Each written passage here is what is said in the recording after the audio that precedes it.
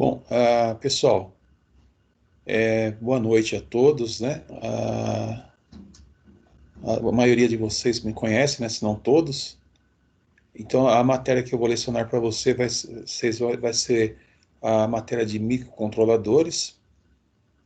Nós vamos estar, a princípio, trabalhando com o microcontrolador PIC18F4520, né? Ah, Só um momentinho, pessoal. Então é isso, pessoal. Eu vou trabalhar aí com o PIC 18F4520 e lembrando que os microcontroladores eles são muito utilizados aí em várias áreas, né? Na área de telecomunicações, telefonia especificamente também, na área de robótica, é, na área bancária, por exemplo, na área industrial, né? Então são utilizados aí hoje, por exemplo, em eletrônica embarcada, né?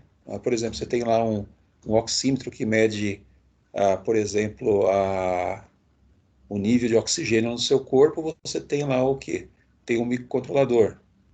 Hoje você tem lá de repente você tem uma máquina de lavar, tem um microcontrolador, né? Ah, ou seja, a grande parte dos equipamentos, né? O automóvel tem um microcontrolador, né? Então, uma grande parte dos equipamentos, elas utilizam o quê? O microcontrolador, né? Existe uma diferença pequena entre microcontrolador e microprocessador que a gente vai estar falando depois para vocês. Ok, pessoal? Depois a gente vai falar para vocês as aplicações. Bom, a gente está passando aqui porque isso aqui não veio nosso caso, né? Vamos lá.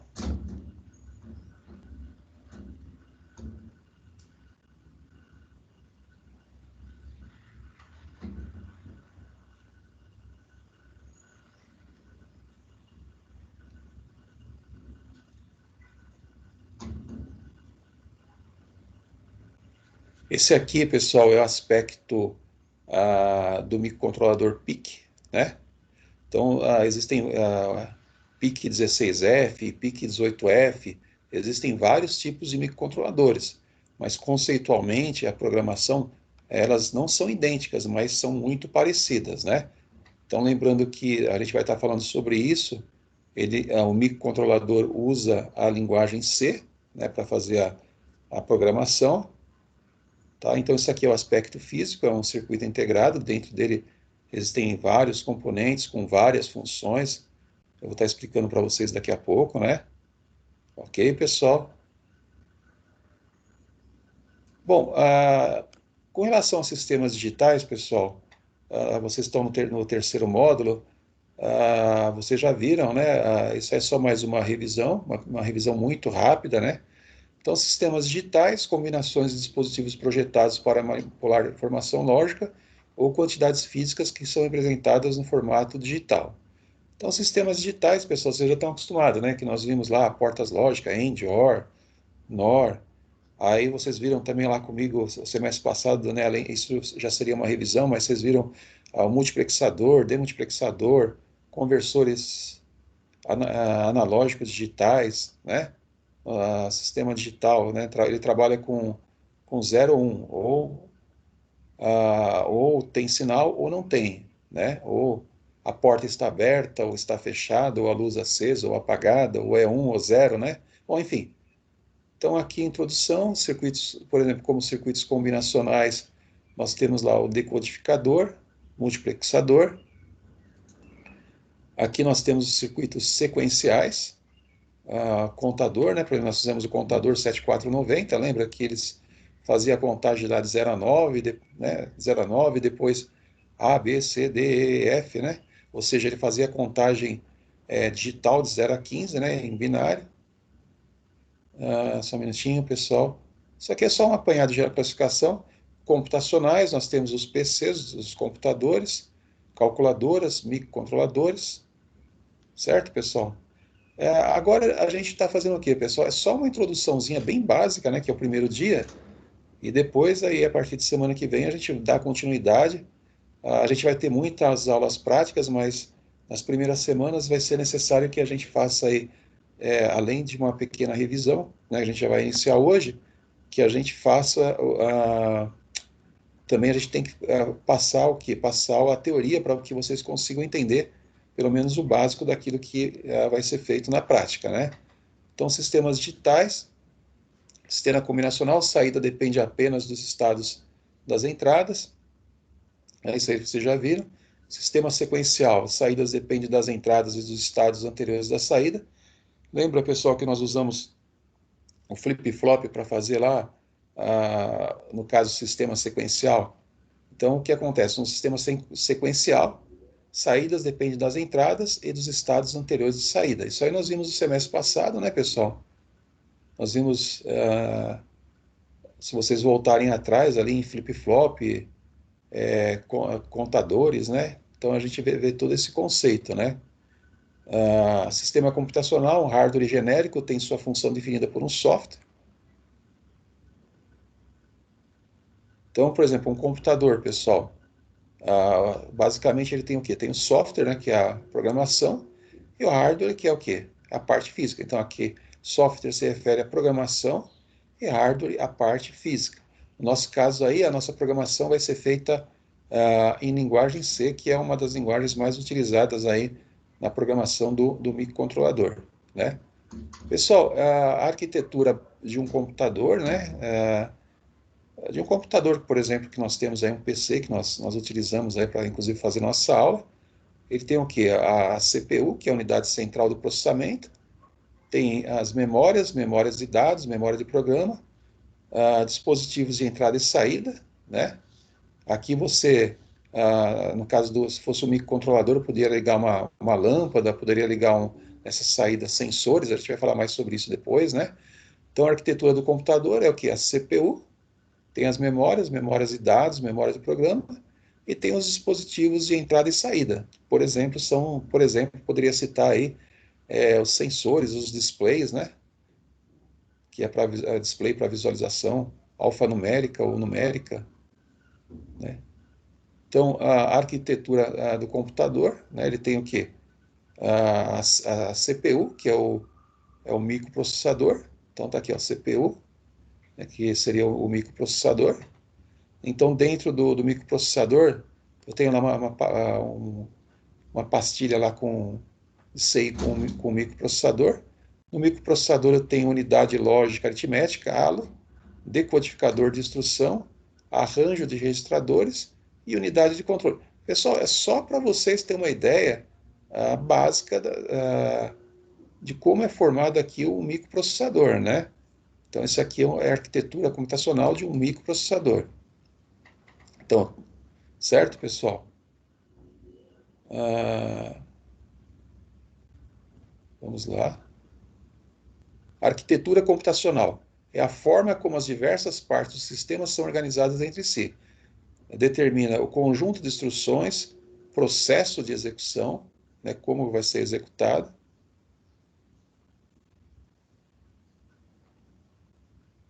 A arquitetura computacional, como eu já falei a vocês, tem a CPU, que é a unidade central do processamento, e você tem o quê? Tem a memória, né? As principais arquiteturas, né? Arquitetura von Neumann e arquitetura Harvard. Então eu tenho aqui as principais arquiteturas, von Neumann e arquitetura Harvard, certo, pessoal? Então vamos lá. Todos os microcontroladores usados usam de duas arquiteturas, Harvard e von Neumann, né? Todos os microcontroladores usam uma de duas arquiteturas, Harvard ou von Neumann. Em suma, são duas formas distintas de trocar informação entre a CPU e a memória. Essa aqui é a von Neumann, né, que tem a CPU, memória de programa, memória de dados,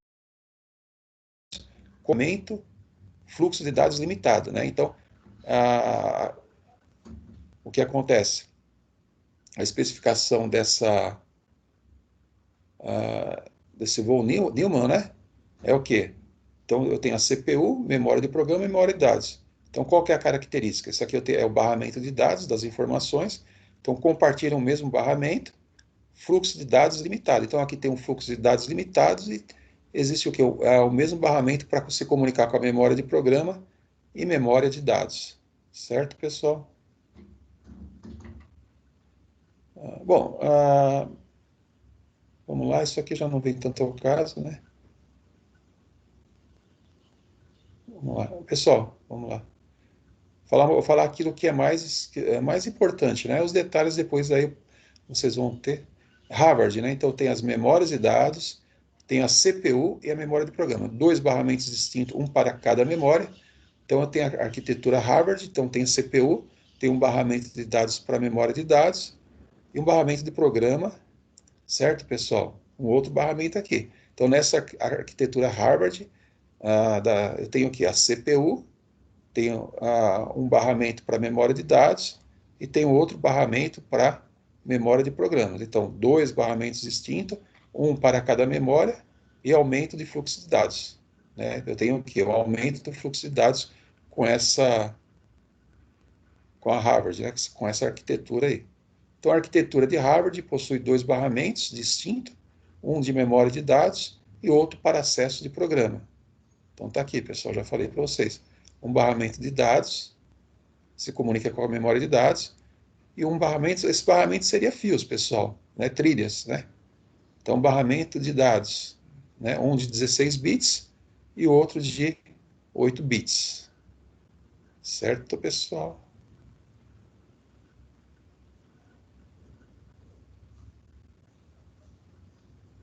Então, aqui, ó, arquitetura computacional, Harvard. Dados e instruções percorrem barramentos diferentes. Então, nessa arquitetura computacional, Harvard, dados e instruções percorrem barramentos diferentes. Von Neumann, dados e instruções percorrem o mesmo barramento. O Harvard é mais rápido, né?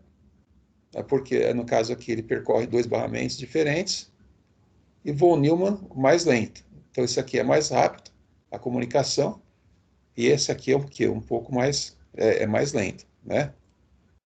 Ok, pessoal? Conjunto de instruções, classificação quanto ao conjunto de instruções. CISC, computadores com conjunto de instruções complexas. RISC, que é o nosso caso. Microcontroladores PIC, computadores com conjunto de instruções reduzido. Né? Então, no nosso caso aí, em relação aí a outros conjuntos, né? No nosso caso aqui é o quê? Computador com conjunto de instruções reduzido, né? Que ele está se referindo ao quê? Ao nosso microcontrolador PIC. CISC, computadores com conjuntos de instruções específicos.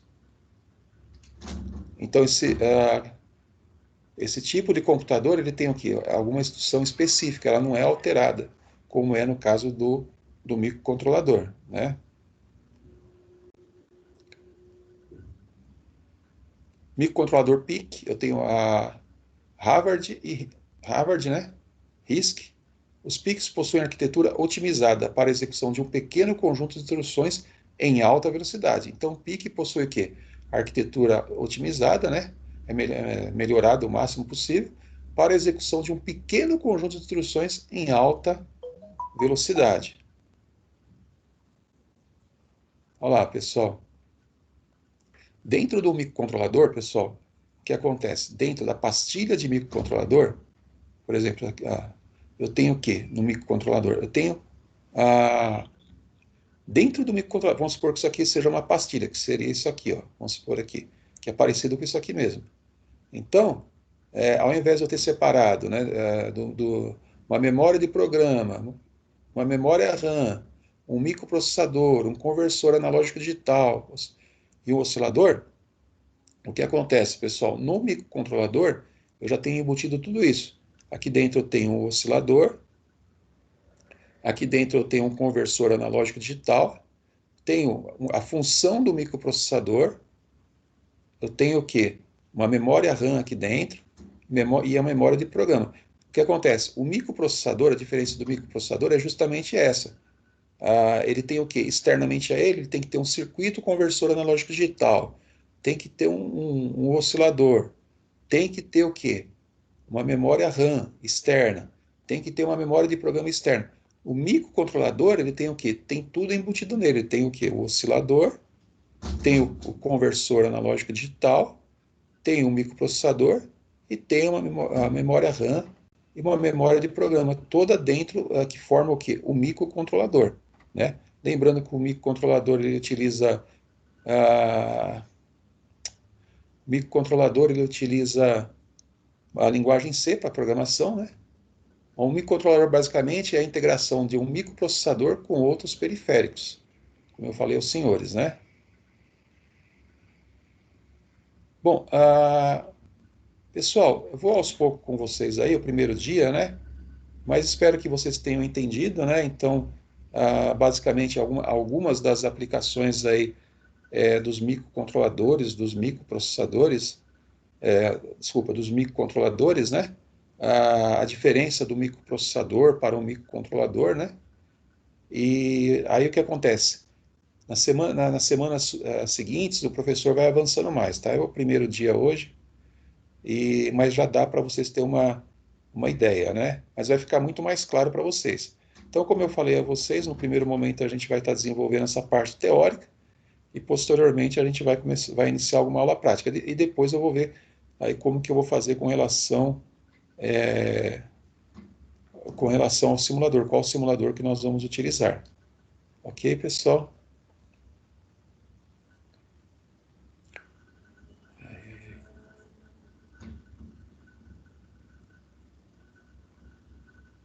Isso aqui,